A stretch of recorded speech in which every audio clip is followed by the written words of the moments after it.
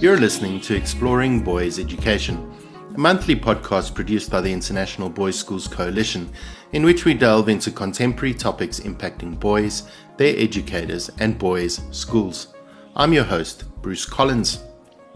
This episode explores how boys' schools might think about supporting gender-diverse students, and will highlight the importance of this work for all students, address common misconceptions, provide best practices for inclusive environments, while emphasizing the impact of policies that support gender-diverse students. This conversation offers valuable guidance for educators and school leaders in boys' schools to create a more inclusive educational landscape. My guest for this episode is Ethan Levine, a sociologist and anti-violence advocate with a focus on sexual violence, intimate partner violence, and social inequality. He is an award-winning speaker on interpersonal violence and LGBTQ+ communities, and the author of Rape by the Numbers, producing and contesting scientific research about sexual violence. With over a decade of experience advocating for survivors, Levine combines research and personal experience to provide support and education for survivors of all genders and sexualities. Before I speak with Ethan, however, I'm pleased to share the mic with Tom Batty again for the IBSC Newsreel. Thank you, Bruce, and a very warm welcome to all, as whether listening out on a jog, over a coffee at the desk, or amidst traffic behind the wheel, we bring you the 6th episode in this, the 4th season, of Exploring Boys Education. Whilst always good to catch up across the ether, recent regional gatherings have reminded that being together in person creates a special environment for sharing ideas and advancing practice, not to mention making new friends. Conversation went late into the night in Nashville as post-Super Bowl, Montgomery Bell Academy hosted author and Brookings Institution scholar Richard Reeves to speak on solving the crisis of boys and men. And later in February, up on the hill at Harrow School in the UK, a vibrant UK regional IBSC conference was full of laughter and the lively chatter of mixed accents, dialects and languages, discussing how learning relationships influence well-being and boys' views of masculinity. The compass turned south in March as 130 delegates gathered amidst the warm hospitality of Grey High School in the stunning town of Gqeberha for the annual IBSC South Africa Regional Conference. An outstanding Back to the Future programme provided focus for exciting discussion from committed educators steeped in the very best principles and practices of our profession. It was a privilege to share thoughts and learn in such company. Back on air, earlier this month, based on extensive experience and work with schools, Katie Kursner, Ethan Levine, Nick Robertson, and Antoine Ramon facilitated 2 IBSC online sessions focusing on gender diversity and inclusion in boys' schools. Over 80 IBSC educators from more than 35 member schools participated, making clear the importance of this programme. And we are most grateful to the Campus Outreach Services team for facilitating this opportunity for greater understanding and learning. Later in this episode, Bruce speaks with one of the presenters, Ethan Levine, about supporting gender-diverse students in boys' schools. Ethan's background and experience in sociology, anti-violence work, and support of the LGBTQIA+ and gender minority communities will provide a solid foundation on which to build a deeper understanding of this important conversation. Before I hand back to Bruce, I'd like to highlight the IBSC Belonging in Boys' School series programmes scheduled for the coming weeks. On March the 28th and 30th, expert presenter Lovelyn Nuadei leads us in a 2-part interactive online programme focused on understanding the intersection of race and gender in boys' schools. Nuadei's sessions will concentrate on the foundational concepts of racial and gender literacy and debunking myths about masculinity and racialization. On the 3rd of May and the 10th of May, Executive Principal of Bella Vista School in South Africa, Alison Scott, leads a conversation on creating inclusive spaces for boys with barriers to learning. An educator and specialist practitioner with more than 33 years' experience, Alison will present a recovery curriculum to address the effects of COVID-19 on school communities, highlighting true grit with particular emphasis on what it takes for a boy with barriers to learning to get through school. Both these Belonging in Boys Schools offerings consist of 2 scheduled 90-minute interactive Zoom sessions of expert input, real-life case studies, and breakout conversations assisted by facilitators from IBSC member schools. More information about these offerings and others can be found by clicking on the Professional Development menu on the IBSC website. I look forward to seeing you over the weeks to come, whether in person or on screen. And before I hand back to Bruce, I offer my sincere thanks to Ethan Levine for his openness in sharing about the support of transgender and gender non-conforming people at all boys institutions. Ethan, as Tom has just mentioned, you were part of a group of people with Katie Kessner and others who presented on a recent program around the question of gender diversity in boys' schools. And that was such a fantastic program. And I think the 80 folk who were on that program just really enjoyed hearing from you and others. And so it's a real privilege to invite you back to have this conversation with me on this episode. So thank you for being with us. Thank you so much. It was wonderful to be in that space with so many folks from IBSC, and I'm really looking forward to today's conversation too. Great. So, Ethan, let's start with this. Before we get into any particular questions about supporting gender diverse students in boys' schools, which is what this episode is essentially about, I'd love to hear why this work is essential and important to you. You know, what motivates your support and advocacy for the lesbian, gay, bisexual, transgender, queer, and other sexual and gender minority communities? Absolutely. So like many people who do work in this space, my entry was personal. Right? So I am a queer and transgender person myself.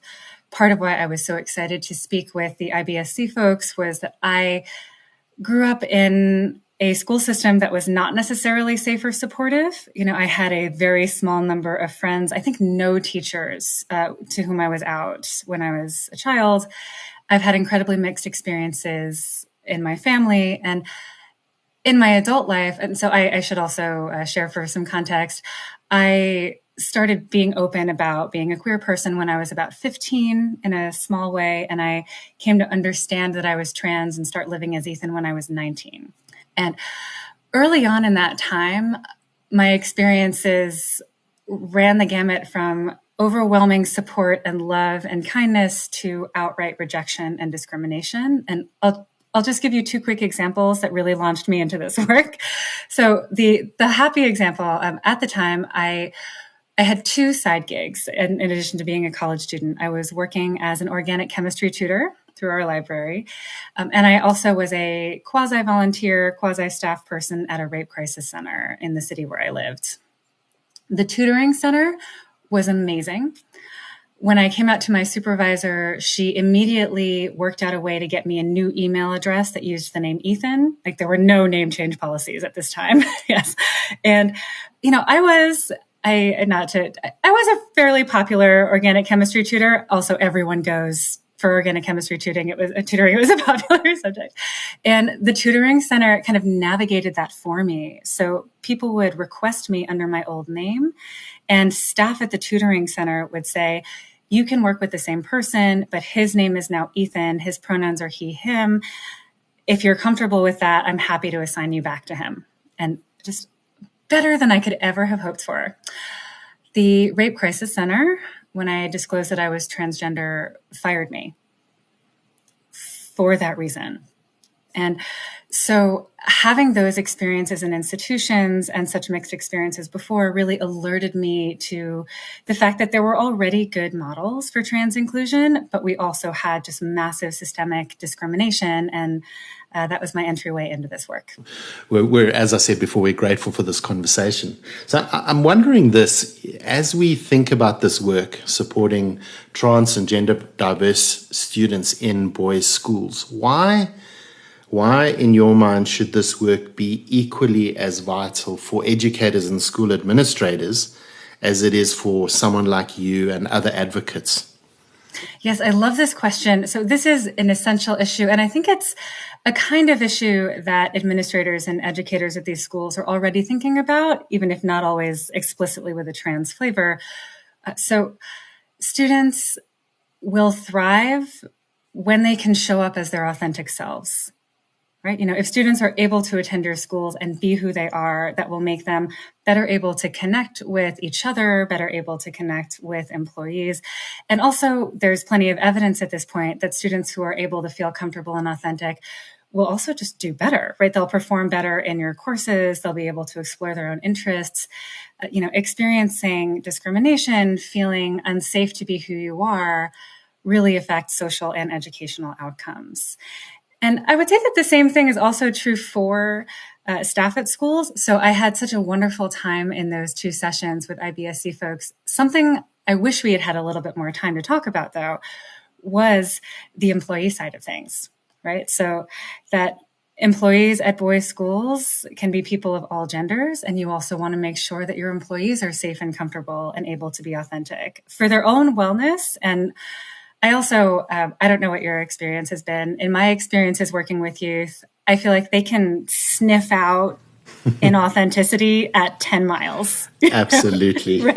My experience is exactly the same. Right. So, you need an environment where people can be who they are in a way that's comfortable for any student-employee engagement to be effective. Yeah. So, I think it's obvious that it's important for boys' schools to support gender diverse students, and it's something we'll focus on later in this interview. But as we were preparing for this conversation, you highlighted something very important, Ethan, that I hadn't thought of asking you. But this work is just as important for cisgender students, teachers, administrators, in boys' schools as it is for those who are gender non-conforming, non-binary, or trans. So there are 2 reasons why I would say that these conversations are as important for cis folks. And cis, for people who might be a little unfamiliar with these conversations, so cis refers to people who are not transgender, right? So who identify with the gender that they were assigned at birth, right? So one reason is that even if you are not yourself trans, everyone faces pressure and constraints from gender norms, right? And that was something that several IBSC staff shared, really great examples of in those sessions, right? So, in a setting where you have, say, uniforms, right? That those uniforms are going to feel like a good fit for some students, and some students, even cisgender boys, will feel like that just does not fit who they are and will really struggle in that setting, right? There might be behavioral expectations or expectations about what sports, if any, you play, what career interests you have. All of us face that pressure. And so creating spaces that are inclusive for trans and non-binary, gender non-conforming folks mean creating spaces where none of us face that level of pressure, right, around gender norms, right? So that is something that serves everyone well.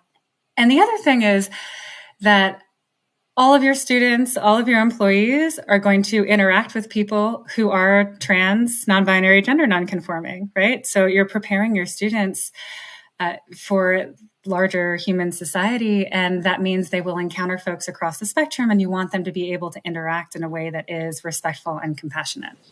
Yeah, absolutely. I know from speaking to a number in the boys' schools community, and we have a whole spectrum of how schools are facing the conversations around gender non-conforming students, around trans students, how they're looking at policy, and our schools are in very different places. So I'm wondering, just from your perspective, what challenges might boys' schools face in supporting gender diverse students?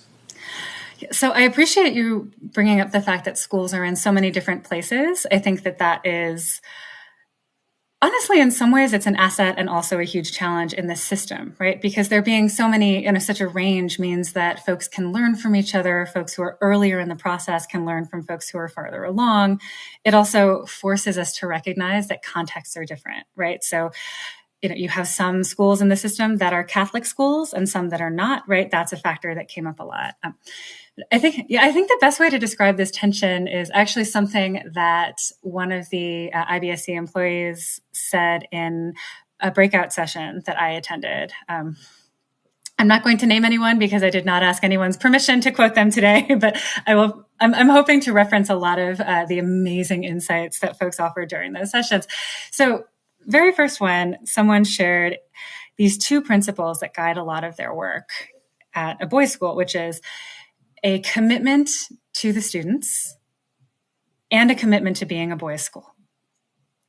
And most of the time, those commitments are aligned. And I also just want to say the commitment to the students shone through at every moment. I have rarely been in such an incredibly supportive, just empathetic, caring space as I was in those two sessions. It was such a pleasure to be among all of them. But, there are going to be times when holding those two commitments together is a real challenge. So I think just acknowledging that on its own is a real challenge, right? The idea that those two commitments might ever feel in conflict is a hard thing to wrap your head around. And I think some schools are probably just there, right? At trying to think about, what does it mean for these to be in tension? And then that raises more fundamental questions about who these schools are for, and what the aim, kind of what the reason to have a boys' school in the first place is, right? And so just feeling ready to grapple with those fundamental questions is kind of your first level of challenge before you get into more logistical things like, what does this mean for our admissions policy? If in terms of students applying who are already openly trans, what does this mean for retention of students whose gender identity either changes or who alert us to a gender identity they already had, and kind of broader facilities issues. But yeah, those foundational questions, I think, are the biggest challenges in some ways. I think that one big challenge that I probably should have mentioned is if folks haven't had space to have these conversations in advance, engaging around gender diversity in a reactive way is just very difficult. It has to be very case by case. It often feels rushed, right? If a student, right, let's use that kind of example. And I heard several stories like this from IBSC folks in those sessions. If a student who has been in a school for, a system for more than 10 years, their very last year reveals that now this person, having lived as, maybe even identified as a boy for most of their life, that she's now identifying as a girl. What do we do with that person, right? This person feels safe enough to share. This person is a part of the community. Everyone knows her. What do we do? And, I think that there's not one answer to that question, right? I hope that no one listening is waiting for me to give the single silver bullet. Here's how you solve those problems, because I'm so sorry I don't have those. But there's so much to consider, right? So there is this person is a part of our community. We want her to feel safe and welcome. On the other hand, it's possible that a boy's environment isn't a good fit for her anymore. Right. And that's something we need to think about. And then another challenge that a different person in my breakout group shared that I thought was so insightful and so difficult was, let's say our impulse is to let our students remain, right? We have people who are part of this community. They feel safe here. We want to honor that. We want to keep supporting them. And so if students who initially applied as boys turn out to be girls, we don't want to turn them away. Well, what does that mean for cisgender girls in our community? If that means we're now allowing transgender girls to stay here, one person shared that their school was one of the most kind of academically, impressive, advanced sound in their region. I think that's probably true for a number of schools in this network, right? The resources, the programming, and that there were plenty of cisgender girls in the local area who wanted in. And couldn't be a part of that community because they were girls. So if that's true, what message are we sending, right? If we allow, right? And so there's so many factors to consider. You said you don't have any silver bullets, but I wonder if there are some best practices or good practices that you can share with us for providing safe and inclusive environments for children in boys' schools who are either questioning their gender or non-binary or trans or gender diverse in some other way. Right from kindergarten through to high school, what are some of those principles that can uphold the safety and inclusivity we want to provide? That I can do, yes. I suppose I should say I don't have silver bullets on admission and retention decisions or kind of facility policies. But yes, and I love, Bruce, that you said kindergarten straight through the end of secondary school, because that would have been my first suggestion is, right, start right away in kindergarten. So there has fortunately been tremendous progress in this area. There are a lot of great free resources on building inclusive curricula. There are a lot of books to share. So a lot of that work has been done, and it's a matter of incorporating that. But just for a few examples, that in kindergarten, primary school, there's going to be a lot of reading, a lot of teaching reading, right? And reading to students. And inclusion in what we read goes a long way, right? And, today we're focusing specifically on gender diversity, but thinking about all the forms of representation that you cover in there, right? So thinking about, for example, right, so disability representation, multiracial representation, having characters who are themselves trans or non-binary and are kids, right? There are amazing books out there written for young children, written for secondary school children as well. And so being proactive in that way really makes a huge difference, right? Similarly, there are a lot of ways that in various school programming or different classes that the school can do the work of building an inclusive, safe environment. So math is often my go-to example, because I think that's an area where people feel like you can't, right? Because it's numbers, but you can. So I was a statistics teacher for a number of years before I took my current position. And I constantly wrote practice questions and exam questions with people, so Bruce has 15 podcast episodes to record in the spring semester. How should he space them out over the weeks, right? That sort of thing. So when you write those questions, having some fake characters who use they, them pronouns, right? Just as one very easy example, right? And what that does is to create an environment in which trans students, questioning students, and cisgender students know this is an environment that understands that people of multiple genders exist. This is a place where it's safe to have those conversations. Because I think that one of the biggest barriers for gender diverse students is isolation, right? Is feeling like if you come forward with questioning, or you come forward with an identity that you already know that you have, but you're the first person to raise that conversation, you have no idea what you're walking into, and this would make sure that that's not the case. When we start getting into the complexities of mission and vision, that schools communicate beyond their borders, how can boys' schools think about their vision and their mission and the statements that support their mission and vision? How can they make sure that those are inclusive of all students, regardless of their gender identity or expression? So we are definitely back in the realm where I do not have a silver bullet answer for you. But we're bearing that in mind. So this is something that I imagine will vary school to school, depending on where you are in the process, and also your answer to some of those fundamental questions, like, why are we a boys' school? What are we hoping to do with this, right? Because, you want the mission and vision to be welcoming and affirming, but also a true reflection of what that school is. If boys' schools are focused on, developing generations of responsible, capable men, then perhaps anyone who identifies as a boy and will grow into being a man belongs at a boys' school, right? If boys' schools are for for students who experience the socialization, the pressures of living as a boy, then maybe birth assignment is more important, right? This might vary, and maybe there's not consensus on what that looks like. So I think clarity on who are we here for is going to be really the first step there. But something that all schools can do, I think, in their mission and vision is getting at that piece of recognizing that their students are going to grow up to interact with broader societies. I mean, they're doing it now, right? No one only exists at home and at school. And so thinking about raising, kind of supporting students to engage in a compassionate, just way with diverse communities. Right. And that can be where you see that piece, even if a school is not sure about necessarily the admissions or, do trans and non-binary students get to stay here?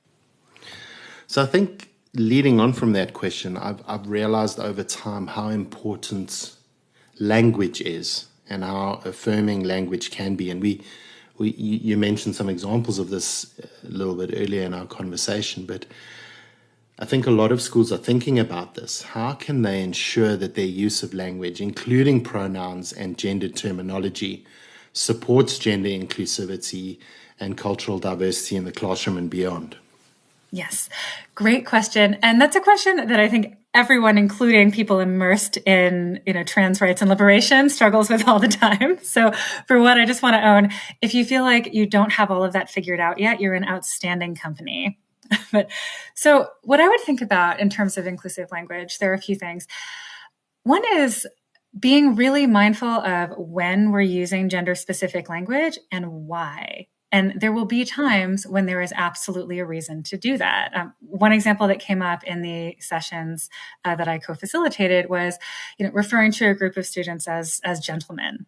Right. And there's a part of me that just has a very warm and fuzzy reaction to that as well. There's something just very charming about referring to, let's say a group of 12-year-olds as gentlemen. Like, I love that. Right. But, you might have students who are questioning themselves. You might be a school that is potentially opening up. And so there might be reasons to at least have some alternative words in your toolkit, right? Such as everyone, folks. So, if you are working in a school in which the policy is everyone here must identify as a boy no matter what, then maybe gentleman is appropriate, right?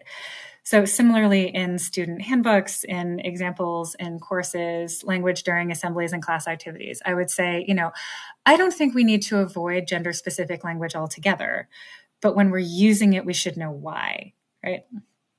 And another thing that can sometimes be really valuable, if a school is in a place where this makes sense, and if individual employees are in a place where this makes sense, is for employees to introduce themselves using pronouns. So I recognize that this is going to vary depending on where you are. I have literally been fired because of being transgender before, so I know this is not safe for everyone. But if you are able to say, as a new, if you're introducing yourself to a new group of students or, running an event, my name is Ethan, my pronouns are he, him, and just move forwards from there.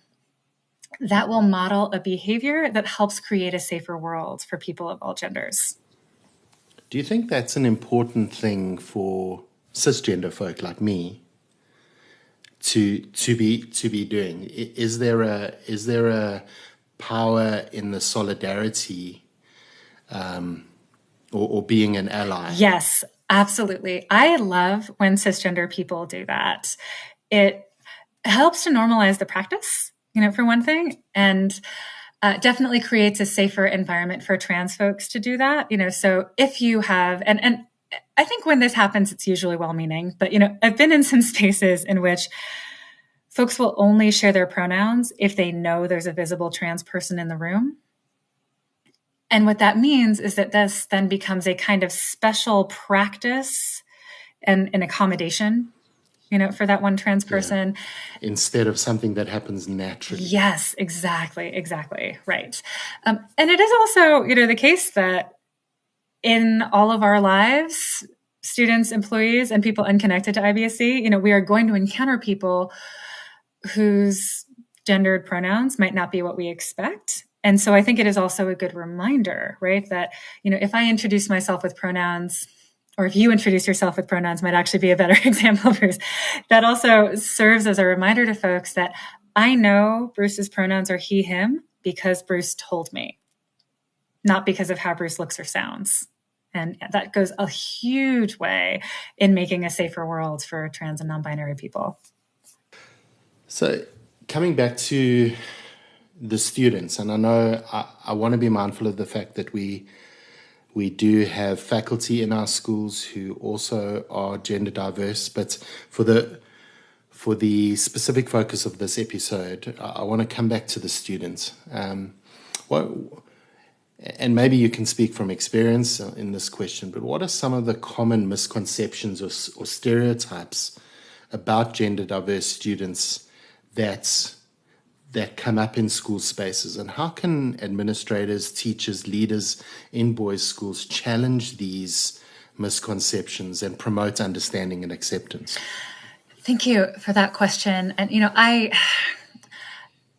this is a question that that certainly, affected my own life when I was a student, and I have been thinking about a lot. So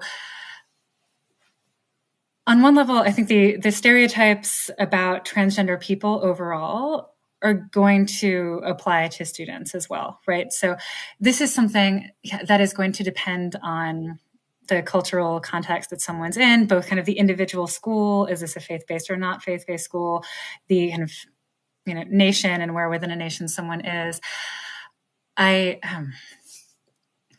So I live within the United States. So I will use the US as an example.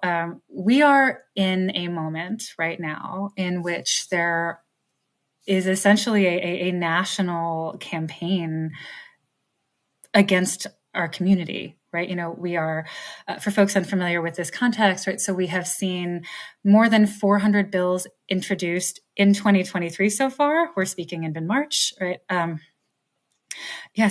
Targeting gender-affirming care for youth, gender-affirming care for adults, access to sports for trans folks, bans on quote-unquote male and female impersonation, often undefined, efforts to essentially being a trans person in public space, and threats to trans folks' ability to have children, like just a tremendous range of that. And oftentimes the logic justifying those bills, and there is no evidence for these are harmful misperceptions, right? But the arguments that you hear are stereotype trans people as predatory, oftentimes as sexually predatory, and we're also right now contending with this argument, and again, there is no evidence for it, but it's had a lot of power in public debates. This idea that transgender adults are attempting to harm and kind of convert youth into being. We saw similar stereotyping of lesbian, gay, bisexual, queer folks decades ago. So the way that might show up in a school, right? Trans and non-binary students might be perceived as predators themselves, right? As harmful people. So you might have, let's say there are children in that school or parents of children in that school who buy into that way of thinking. They might now be afraid of that child, right? They might now act out against that child. Alternatively, or sometimes simultaneously, trans and non-binary, gender diverse children might be perceived as, kind of victims of trans adults, right? In a way that is deeply invalidating of who they are, kind of harmful in a different way, right? So, and those are in the American context, but really the prevailing attitudes about trans folks, of course, filter into our schools. So it's a tough question for me to even think about right now because of what is going on where I live. But what I love about your question is that in there, I see this recognition that schools can be sites of safety, right? Schools can be havens against that. And so I think some of what we spoke about before in terms of just building a more inclusive space can do that on their own. And another thing that I think is really valuable, so I mentioned before that being a gender diverse student can be really isolating.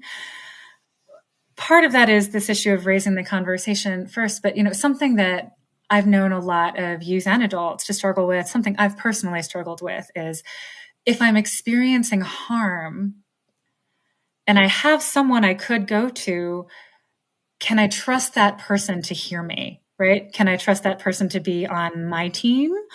Or will that person be on my harasser's team, right? Will that person agree with my having been fired or bullied or what have you? And so I think building, inclusive curriculum, even practices like sharing pronouns, those help indicate to a student that, if someone bullies or harms me in this way and I go to a teacher or I go to my principal, I'll be heard. This next question, I think, is connected to that, because I think this is an important thing for schools also to think about. How can schools help address the unique health and wellness needs of gender diverse students, including access to gender affirming healthcare and questions about supporting their mental health? Mm-hmm. Yes, such important questions. Also so dependent on your cultural and kind of geographic context. Absolutely. So again, right, thinking about schools as sites that can be, safe spaces and buffering against kind of more harmful environments outside of that. I love that you specifically mentioned, gender affirming care and mental health.